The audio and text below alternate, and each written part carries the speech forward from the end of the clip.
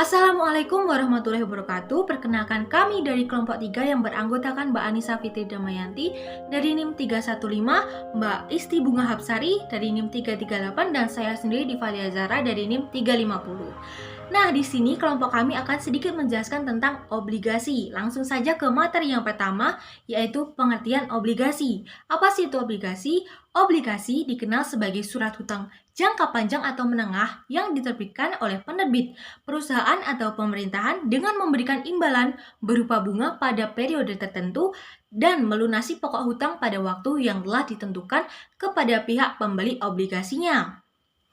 Obligasi adalah surat berharga atau sertifikat yang berisi kontrak antara pemberi pinjaman dengan penerima pinjaman. Surat obligasi adalah selembar kertas yang menyatakan bahwa pemilik kertas tersebut memberikan pinjaman kepada perusahaan yang menerbitkan obligasi. Obligasi dapat juga diartikan sebagai surat berharga yang dijual kepada publik, di mana di sana dicantumkan berbagai ketentuan yang menjelaskan berbagai hal, seperti nilai nominal, tingkat suku bunga, jangka waktu, nama penerbit, dan beberapa ketentuan lainnya yang terjelaskan dalam undang-undang yang telah disahkan oleh lembaga terkait. Ada beberapa pendapat lain yang mendefinisikan tentang obligasi. Yang pertama adalah bond. Obligasi merupakan janji tertulis dalam sebuah perusahaan, pemerintah, atau lembaga keuangan lainnya untuk membayar sebanyak nilai nominal pada waktu jatuh tempo. Yang kedua, bond obligasi adalah sekuritas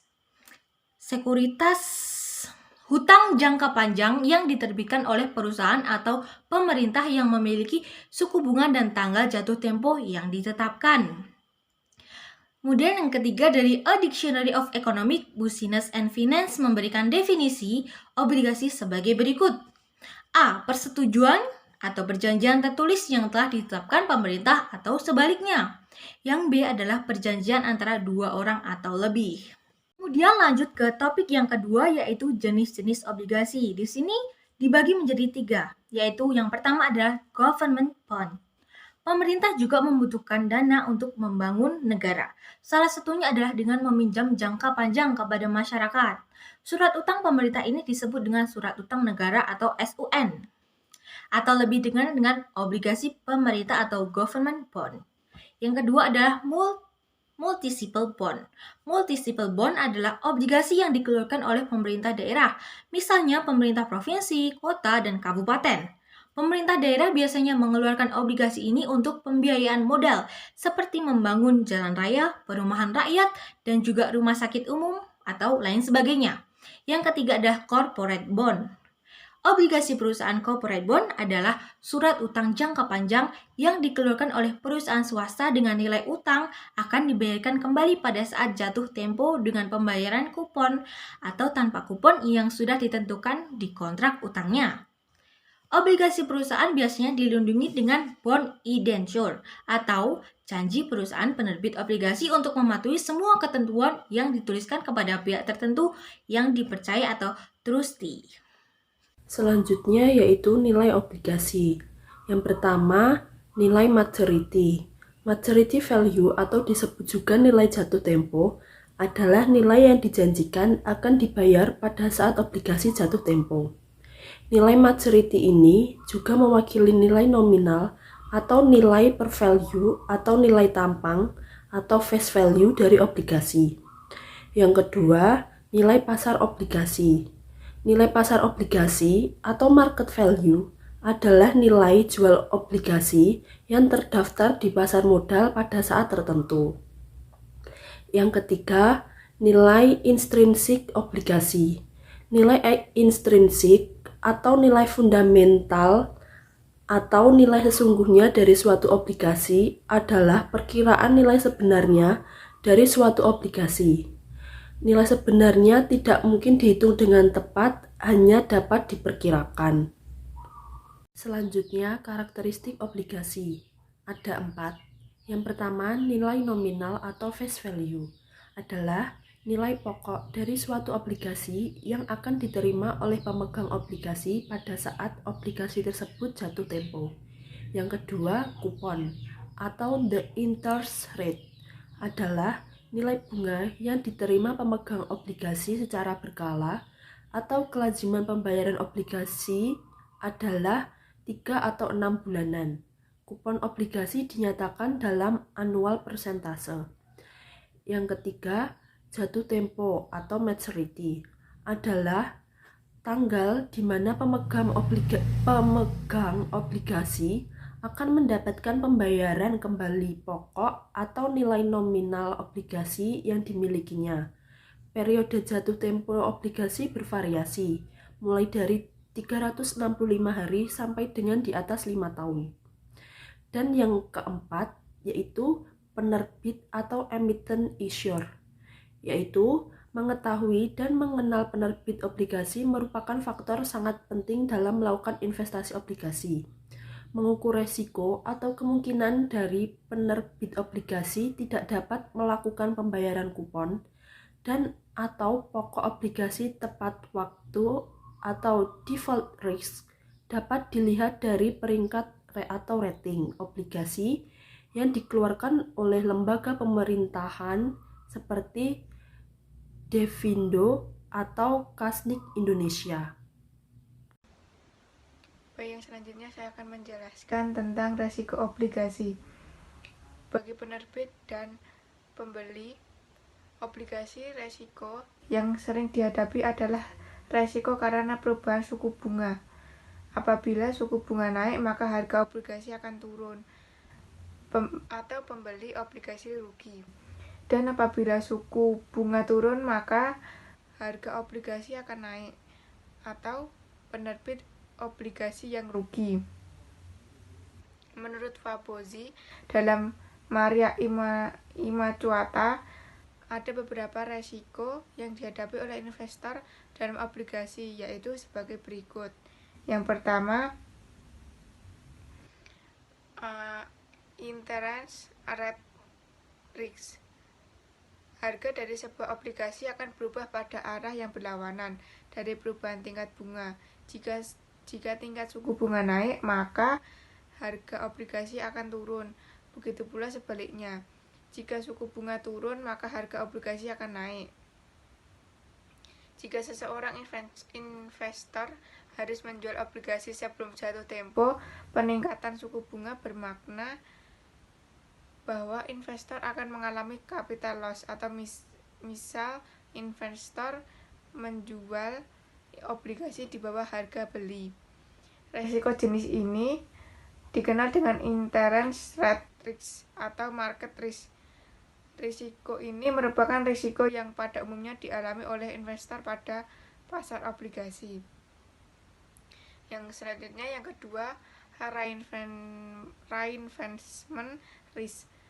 Variabilitas pada tingkat reinvestment akibat adanya perubahan pada tingkat bunga pasar dinamakan reinvestment risk. Yang ketiga, call risk. Sebagai perusahaan menetapkan untuk menarik atau membeli obligasi yang diterbitkannya pada harga dan waktu tertentu. Hal ini menyebabkan investor akan mengalami call risk, di mana tanggal tertentu perusahaan penerbit obligasi akan menarik kembali obligasinya. Yang keempat, default risk. Default risk juga berkaitan dengan resiko gagal bayar, artinya resiko penerbit obligasi yang mengalami kebangkrutan. Akibat adanya resiko ini, obligasi yang memiliki default risk dalam perdagangan di pasar obligasi mempunyai harga yang rendah dibandingkan dengan US dollar Treasury securities. Di lain pihak, obligasi ini dalam perdagangan di pasar obligasi memiliki yield yang lebih besar dari Treasury bond. Yang selanjutnya, yang kelima, inflation risk. Peningkatan inflation risk atau purchasing power risk disebabkan oleh bervariasinya nilai aliran kas yang diterima investor akibat dampak akibatnya adanya security 2 inflasi. Contohnya, jika investor membeli obligasi pada corporate sebesar 7%, tetapi tingkat inflasi adalah 8%, maka purchasing power aliran kas secara nyata akan dikurangi. Yaitu yang selanjutnya yang keenam, exchange rate risk. Obligasi yang diperdagangkan denominasi valuta asing memiliki nilai yang tidak dapat diketahui dengan pasti. Nilai obligasi dalam mata uang lokal baru dapat diketahui ketika pembayaran kupon atau nilai pokok pinjaman terjadi. Yang ketujuh, liquid risk. Liquid atau marketable risk bergantung pada kemudahan suatu obligasi untuk dijual kembali sebesar nilai obligasinya. Yang ke-8, volatility risk. Harga suatu jenis obligasi tertentu bergantung pada tingkat suku bunga dan faktor-faktor lainnya yang berpengaruh nilai obligasi tersebut. Perubahan pada faktor-faktor tersebut berpengaruh terhadap pada harga obligasi. Resiko jenis ini dikenal dengan volatility risk. Yang selanjutnya saya akan menjelaskan tentang kelebihan dan kekurangan obligasi. Yang pertama, kelebihan. Obligasi mempunyai kelebihan. Yang pertama, pemegang obligasi mendapatkan bunga atau kupon obligasi yang umumnya lebih tinggi dari bunga deposit bank. Jenis kupon tersebut adalah kupon tetap atau fixed kupon dan kupon mengambang atau floating kupon. Yang kedua, surat berharga berbentuk obligasi mudah untuk diperdagangkan di pasar sekunder sesuai mekanisme Bursa Efek Indonesia atau BEI. Yang ketiga, pemegang obligasi mendapatkan keuntungan dari capital gain, yaitu selisih harga obligasi ketika obligasi tersebut diperdagangkan. Selanjutnya yang keempat, obligasi dapat dijadikan agunan kredit di bank atau untuk membeli instrumen aktiva lain.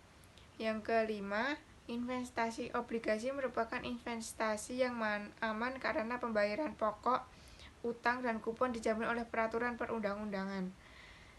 Selanjutnya, kekurangan obligasi.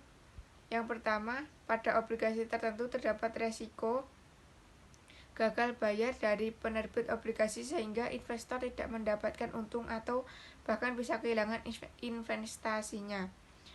Resiko ini tidak dapat pada obligasi negara yang terlindungi undang-undang. Selanjutnya yang kedua, obligasi mudah terpengaruh terhadap perubahan ekonomi, suku bunga, dan situasi politik yang tidak menentu. Yang ketiga, pihak investor akan mengalami kerugian ketika menjual obligasi di pasar sekunder sebelum jatuh tempo karena harga jual lebih rendah ketimbang harga beli. Demikian yang bisa kami sampaikan, kurang lebihnya kami mohon maaf. Wassalamualaikum warahmatullahi wabarakatuh.